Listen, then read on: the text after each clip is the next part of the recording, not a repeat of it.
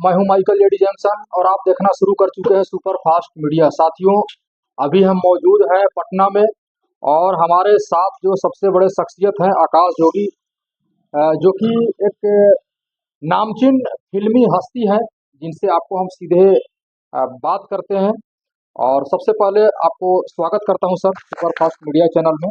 और सर जानना चाहूँगा कि अ, अभी जो आपका पिक्चर जो अभी जो सर शूट होने वाला है और जो हुआ है उसके संदर्भ में कुछ बताएं सर। सबसे पहले फास्ट मीडिया चैनल के सभी दर्शकों को मेरा नमस्कार। और अभी जो शूट होने वाली है मूवी, जी। वो है पढ़ल लिखल बिटिया। और इसके पहले मैं गौतम शर्मा जी का 2 प्रोडक्शन और कर चुका हूँ। पहली मूवी थी उनकी पीपल ट्री प्रोडक्शन हाउस के नीचे, तेरे बिन जी ना सकेंगे सनम। दूसरी है अभी जो 2 महीने पहले शूट खत्म किया, जय मैया शारदा भवानी, माँ सरस्वती के ऊपर, भक्ति के ऊपर वो फिल्म है। तीसरी मूवी अब शूटिंग करने जा रहे हैं पढ़ लिखल बिटिया का। सर आपसे जानना चाहूँगा सर कि जहाँ धार्मिक पिक्चर जो है सर कि विलुप्त सा हो गया है, तो आप चूंकि जो है कि आप जो धार्मिक पिक्चर का जो सर नाम लिए, आप बीच बीच में सर धार्मिक पिक्चर क्यों करते हैं?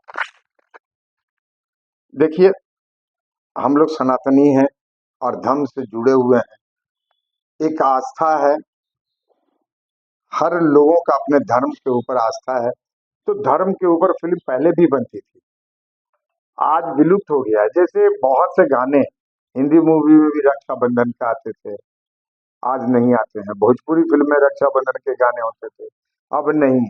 लेकिन मैं उसको फिर से करता रहता हूँ।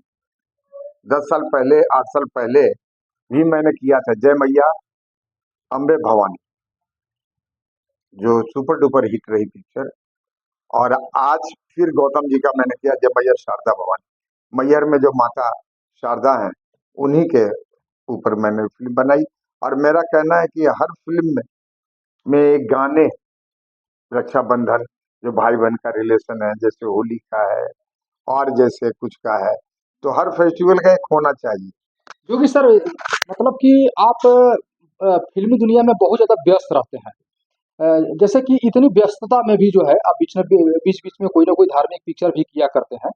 तो सर जिस तरीके से फ़िल्म का जो है सर कि ट्रेंड और टेक्सचर बदल रहा है, तो सर आपको क्या लगता है कि ये इंडस्ट्रीज़ जो है सर किस ओर जा रहा है? जैसे कि डिजिटल मतलब कि दिन प्रतिदिन होते जा रहा है, सिंगल स्क्रीन बंद हो रहा है सर। तो इस दौर में भी आपका पैशन कहीं न कहीं कम नहीं हुआ है और आप पहले से भी कहीं न कहीं ज़्यादा कर रहे हैं। तो सर अ अ, मतलब कि रिकवर का जो समस्या सबसे बड़ी आज है कि जो प्रोड्यूसर, डायरेक्टर जो फ़िल्म में जो पैसा इन्वेस्टमेंट कर रहे हैं, वो सर आप कहाँ से निकाल पाते हैं? देखिए, डिजिटल होने से एक तो प्रोड्यूसरों को फायदा हुआ है। जो निगेटिव में पैसे लगते थे, स्टॉक बर्बाद होता था, उससे बचे लोग। अब डिजिटल में क्या है कि एक ही सीन को 5 बार शूट कर रहे हैं, कि शॉट को रिटेक होने के बाद 25 बार कर रहे हैं। लेकिन उन दिनों नहीं हो पाता था, तो थोड़ा लागत कमा, प्रोड्यूसर की राहत हुई, प्लस व्यापार बढ़ा। आज ओटीटी चैनल इतने आ गए हैं, प्लेटफॉर्म इतने ओटीटी का प्लेटफॉर्म है कि आप आज अच्छी मूवियाँ बना के लेके जाएं, सोशल सब्जेक्ट लेके जाएं, रिलेशन पर लेके जाएं, धार्मिक लेके जाएं, हॉरर लेके जाएं, वो फिल्में खरीदते हैं लोग। तो व्यापार भी बढ़ा है। मतलब कि डिजिटल सेक्टर को कहीं न कहीं आप एक अच्छे रूप में देखते हैं। उसे पूर्णतः आप जो है नेगेटिव साइड नहीं देखते हैं, बल्कि आप एक पॉजिटिव वे में आप उसको मानते हैं सर। सर जैसे कि एक मुख्य रूप से भोजपुरी सिनेमा जो है आज एक मतलब कि बदनाम सा हो गया है कि वल्गर गाने, है ना सर? और ऐसा स्टोरी जो आ रहा है जो कि एक परिवार के लोग जो है जहाँ नहीं देख पा रहे हैं। और वहीं आपका फ़िल्म का जो कहानी जो है सर, हमेशा से जो हम एक रिव्यू करते हैं महुआ से लेकर के आपका अभी तक, आपका फ़िल्म का कहानी बिल्कुल सपरिवार देखने के लायक है। तो सर आप क्या मतलब कि एकदम से 100% कॉमर्शियल से हट करके आप फ़ैमिलियर पिक्चर बनाते हैं? क्या वजह है सर? देखिए माइकल जी, फैमिली पिक्चर तो बनती पहले भी थी और व्यापार भी करती थी। आप पहले की भी पिक्चर जितने देखिए, नंगापन नहीं होता था। चंद लोगों ने भोजपुरी का अपभ्रंश कर दिया, दो अर्थी सॉन्ग डाल दिए, दो अर्थी पिक्चराइज करने लगे। उससे क्या हुआ, हमारा मार्केट खराब हुआ, हम बदनाम होंगे। वो लोगों ने ये नहीं सोचा कि आज चंद ऑडियंस के लिए हम दो अर्थी गाने डाल रहे हैं, सीन डाल रहे हैं, लेकिन हमारी माँ बहनें जो एक चंक है, बहुत बड़ा जो ऑडियंस है गांव में घर में बैठी हुई, वो नहीं आ पाए। नदिया के पार आपको याद होगा, बैलगाड़ी से लोग भर भर के आते थे, भैया दूज, मैं उन दिनों उसमें असिस्टेंट था, भर भर के लोग आते थे। धरती मैया, गंगा किनारे मेरा गाँव, हमारे हमारे ऐसा करके मोहन जी का पहली फिल्म थी जिसमें कुणाल हीरो थे। तो आज भी तो उन लोगों से मैं अलग नहीं हुआ। अगर मैं फिल्म बना रहा हूँ माइकल साहब, और ट्रायल मेरी बच्चे नहीं देख पाए, अपनी बेटी को साथ मैं नहीं बैठकर देख पाऊँ, तो ऐसी मूवी बनाने से कोई फायदा नहीं है। हम समाज से क्या एक्सेप्ट करेंगे, कौन अपने माँ बहन के साथ बैठ के देखेगा। आज भी चैनल में, टीवी में कुछ ऐसे सीन्स आ जाते हैं, कुछ फिल्म आ जाते हैं जो आप शर्मसार हो जाते हैं, आपको चैनल बंद करना पड़ता है, या तो फिर आप उठ के हट जाते हैं।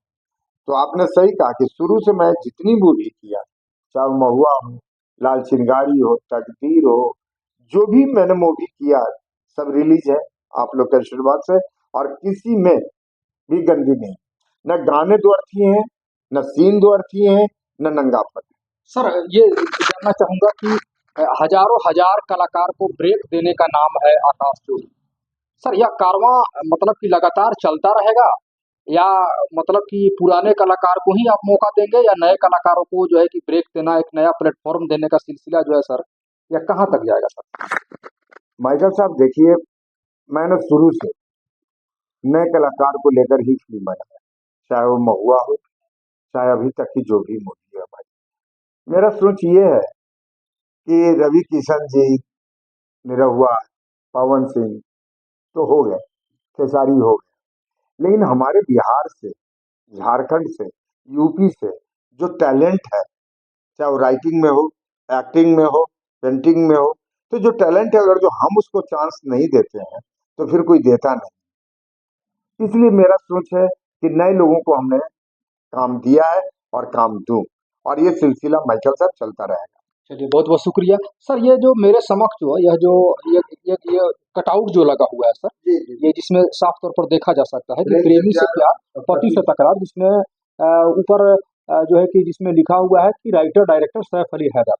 जी जी। सर जहाँ तक हम जानते हैं कि सैफ अली हैदर एक युवा टैलेंटेड मेरिटोरियस डायरेक्टर, जो कि एक आपका असिस्टेंट हुआ करते थे, और आपके प्रोडक्शन में ये शख्स जो हमें जानकारी है क्लेब बॉय से स्टार्ट किया, और जो है कि एक डायरेक्टर लेवल तक पहुंचे, और ये जो है कि अपनी पिक्चर है ना राक्षस में, है ना, आपको मेन विलेन का काम दिया, है ना, और आपने उसमें अपना आशीर्वाद भी दिया, है ना, और सैफ अली हैदर के डायरेक्शन में काम किया।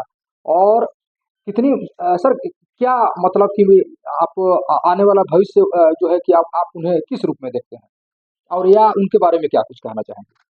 देखिए, सैफ अली हैदर बहुत टैलेंटेड लड़का था और है।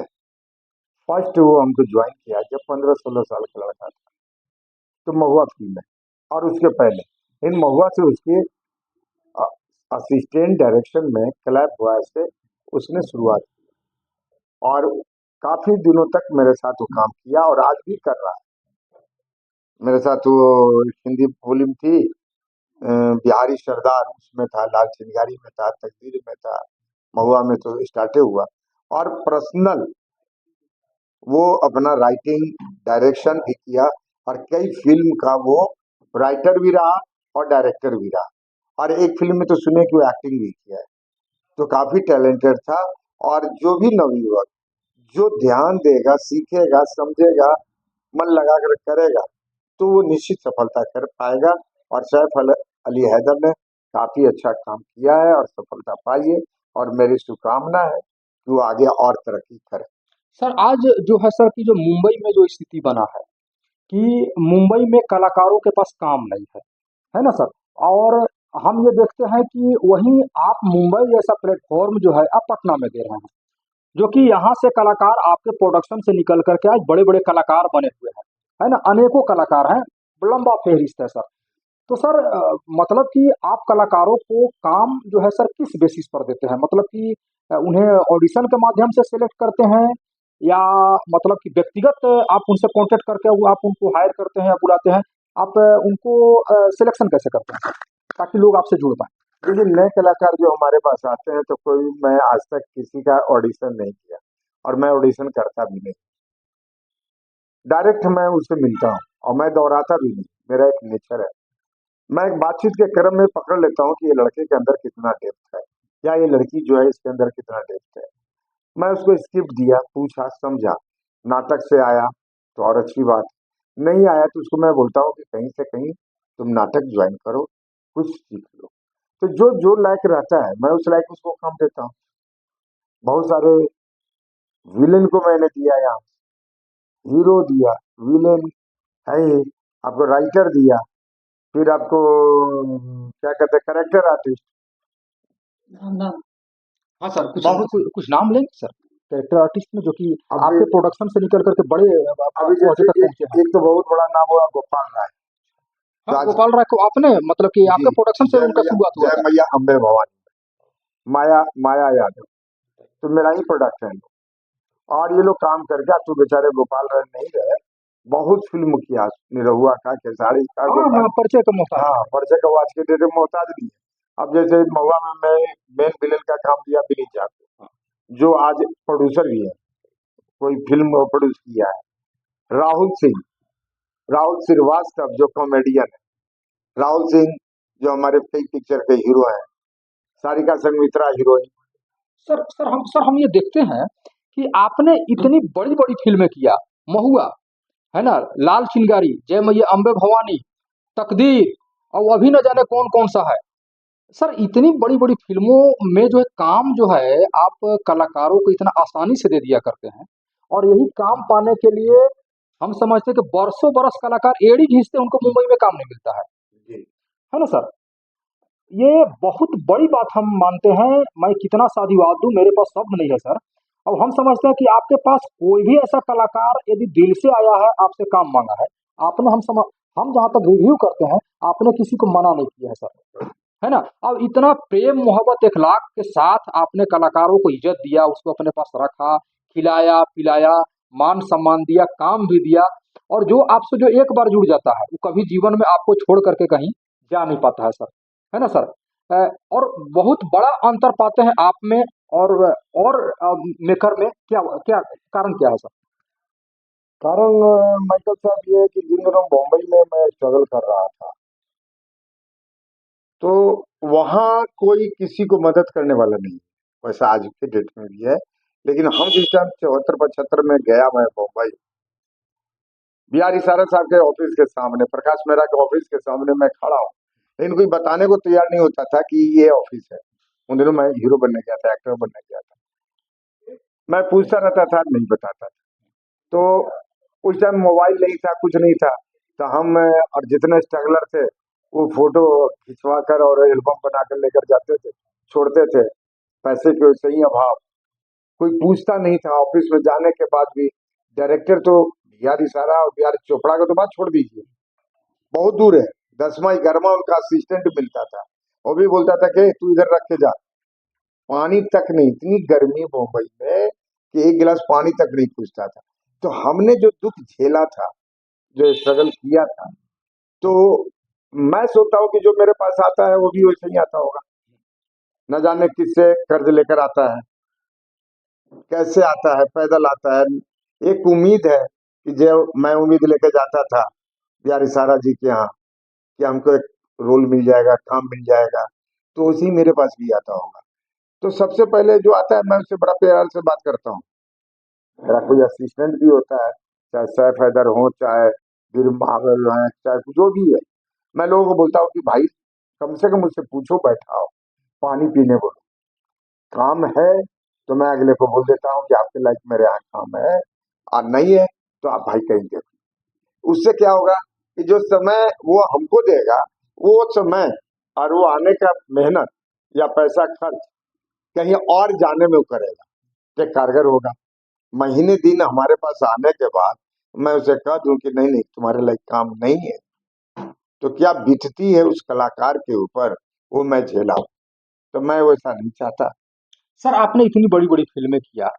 सर जहाँ लोग 1-2 फ़िल्म करके जहाँ लोग राइट टू पैविलियन हो जाते हैं सर। तो सर मतलब कि इतनी बड़ी-बड़ी फ़िल्मों के लिए आप मतलब कि बजटिंग कितना आसानी से कर लेते हैं या क्या कुछ कर पाते हैं? या उसका कह लीजिए कि फाइनेंस कैसे व्यवस्था कर पाते हैं? है ना सर? और सबसे बड़ी बात है कि इतनी बड़ी-बड़ी फ़िल्में जितना आप आसानी से बना लेते हैं शायद और लोग के लिए मुनासिब नहीं है सर।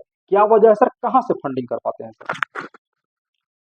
देखिए फंडिंग तो हमारे जो निर्माता रहे हैं या जो हैं वो अपने हिसाब से करते हैं, और मेरी ईमानदारी इतना ही रहती है कि जो बजट है हम उसमें उसके अंदर या 10-5 बढ़ जाए तो चलेगा, लेकिन ओवर बजट नहीं। मेरा कोशिश ये रहता है।